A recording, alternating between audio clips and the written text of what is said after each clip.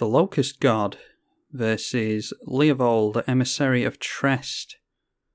We have a Memory Lapse and a Snapcaster Mage, so yeah, I think we can keep that. We can keep getting into lands every turn for the next 3, 4, 5 turns. And of course they have a turn 1 mana crypt, because why wouldn't you have a turn 1 mana crypt when you're against Leovold, Emissary of Trest? It is a 3/3 for 3 mana. Each opponent can't draw more than 1 card each turn, and whenever you or a permanent you control becomes the target of a spell or ability an opponent controls, you may draw a card. We at least get into more counter magic, which is good for us. We just have to hope that our opponent doesn't go for some black mana here. They cycled their miscalculation, which hopefully didn't get them into black mana. They do go for Chrome Mox. So they exile. Yeah, they only exile when it enters. I think we can, just in case they have counter magic, we'll let them get the Chrome Mox in. They can exile something from their hand, and then we can go for a counter on whatever they do here. I have to assume that it is their commander. Be intrigued to see if they put their commander back on top with Memory Lapse.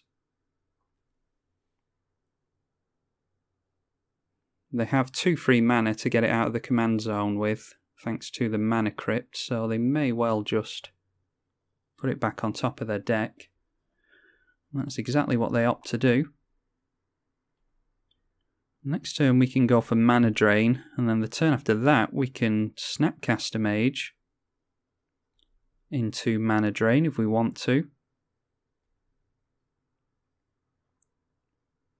And then we might be able to go for time reversal if we're desperate for something, but I think we're okay just playing the long game here for as long as we can anyway. They can get Leovold. Okay, they have Force of Will, so they're down to 2 cards. We can Chaos Warp them if we want to. But I think we have to hold up Snapcaster Mage. So I'll just get down a land here. And then if they decide to wheel, we can counter a wheel. And then go in for Chaos Warp on our turn, on our opponent's commander. And they have 2 cards in hand, so we'll see if they have any more counter magic for us. Okay, hope that this Chaos Warp doesn't bite us. We'll draw them another card, but it hopefully gets Chaos Warp off the field. Okay, it gets them into another land, so that is a black source for them in case we blow up the Chrome Mox, so that's fair enough. We'll just get down our Polluted Delta. And that will probably be a Steam Vents. And we are going to Snapcaster Mage in Mana Drain on our opponent's Leovold. What we ultimately want to do, preferably, is get into the Locust God and then be able to wheel as well. Now up to 4 cards in hand. Hopefully one of those is a land. Okay, getting into their commander again by the looks of it. So we'll go for Polluted Delta. We'll get our Volcanic Island, because we do need a couple of blue mana here. We'll mana drain our opponent's commander and they scoop up, so hey, apparently you can beat a Leovold deck if you just manage to keep Leovold off the table.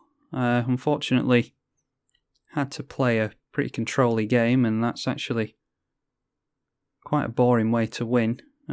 Basically just someone scooping because they didn't want to replay Leovold again next turn, which they could have done because they have the 2 mana to do it. So yeah, it seems as though our opponent just wants to not have any pushback against casting their commander, but unfortunately if you play a commander like Leovold, then it's bound to happen. Anyway, probably won't show you all this, but just in case I do, I hope you enjoyed it. I always enjoy beating up Leovold, and I will see you all in the next one. Thank you for watching. Niv Mizzet Parun versus Jodah, Archmage Eternal. Have some counter spells in the hand. Always good to get miscalculation in the early game as opposed to the late game. Gradually becomes worse as the game goes on, and if our opponent has any means of ramping with artifacts, we can deal with those with Abrade. But unfortunately don't have any means of card draw, so that might bite us. Jodah Archmage Eternal is 4 mana for a 4/3 with flying, and you may pay Wooburg rather than pay for the cost of spells you cast. So, could be anything, basically. Omniscience, massive creatures.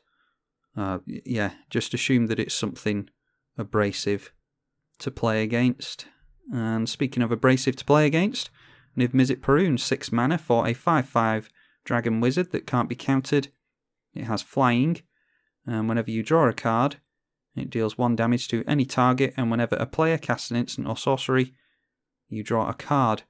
Our opponent isn't doing anything, and they're not talking to us in the chat. So why don't I just wait and see if our opponent actually wants to do anything.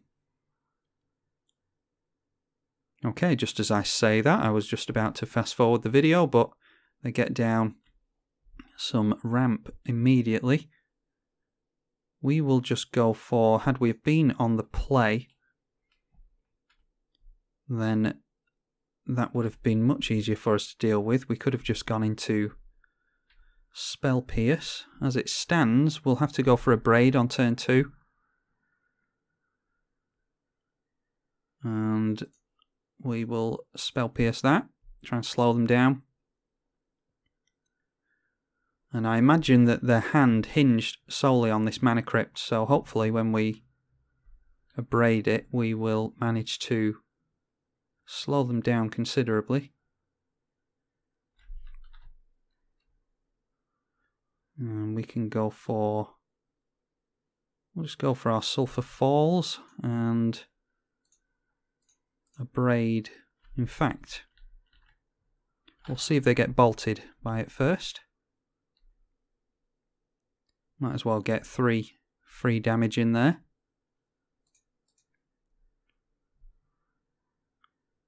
And there we go, they win it anyway. Might be that we get countered here. That would feel bad if that happened, but it doesn't, luckily. So they're just on the plan of getting down Jodah. If they get a land drop next turn, they can cast him, I think. Yeah, so unfortunately not going to be able to get down our Coalition Relic, because we're going to have to hold up our counter magic.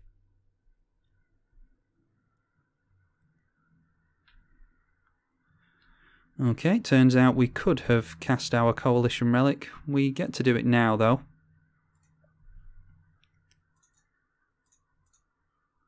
So we will, yeah, Coalition Relic, and if we don't have to make use of the mana, then we can just put a charge counter on it. And pass back over to our opponent. Now have 3 means of counter in hand. And we could get down our commander next turn if we wanted to. Okay, we will allow the Mana Vault to land.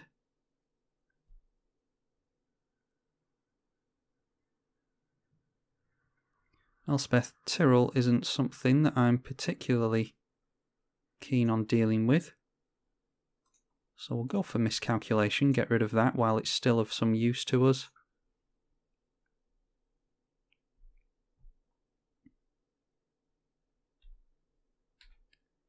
And then back over to us, and another couple of land drops would be good. So we'll get down the mountain, and that puts us on 5, 6, probably 7, 8 mana next turn, which means that we can hold up counter magic to protect Niv Mizzet. Thankfully they've tapped down that mana vault, so the thing they use the mana vault for has been dealt with, which is great for us, of course. And yeah, it looks like this is Planeswalkers. So why don't we just remand on that. Not only can we draw into a card, we draw into another counter spell, which is really good. Not sure how good it is for our opponent, but it's fine with me. So we'll add red off the Coalition Relic. And this is playing out exactly how we want Niv Mizzet to play out. We control the early game and then get into a Niv Mizzet with counter magic backup.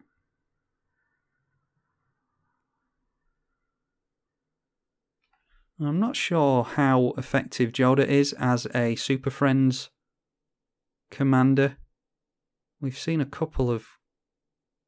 Yeah, I don't know if it is Super Friends yet or not, but if it is, I don't think it's the best commander. You can't use your Wooburg to cast the Planeswalkers at instant speed or anything like that, so not sure how much it helps you particularly.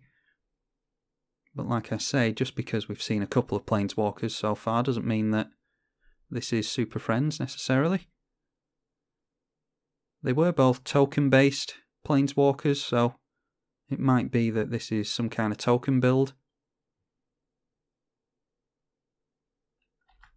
And our opponent is back to thinking about things again, so I will wait and see if they decide to show up again. Okay, they've decided to show up, so I think if I remember correctly I wanted to go for red. So we'll go red, red, red, blue, blue, blue. And there we go, we have our commander down with counter spell backup. If they go for their commander here, just for the sake of them not scooping, I think I will let it through. And maybe go for a mana crypt on our turn. That would leave us with 3 mana open, so we could then go into the counter flux. Yeah, we'll see what our opponent goes for though. And if this is... Okay, they're going for that commander again.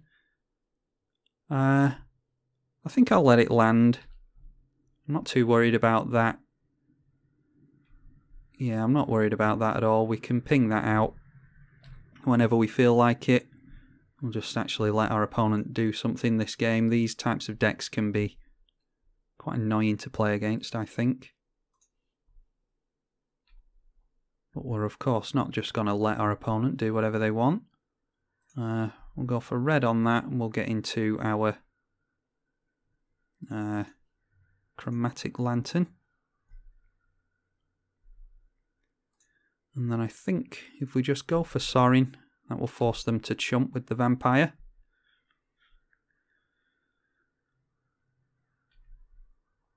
And then we are of course holding up counter magic for whatever they decide to do.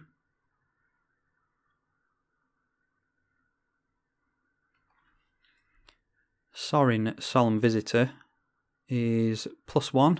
Creatures you control get +1 to their attack and lifelink until your next turn.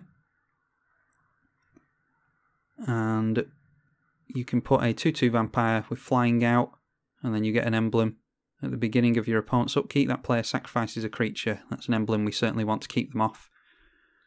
But I think we'll allow Giada to enter. And then go into +Sorin.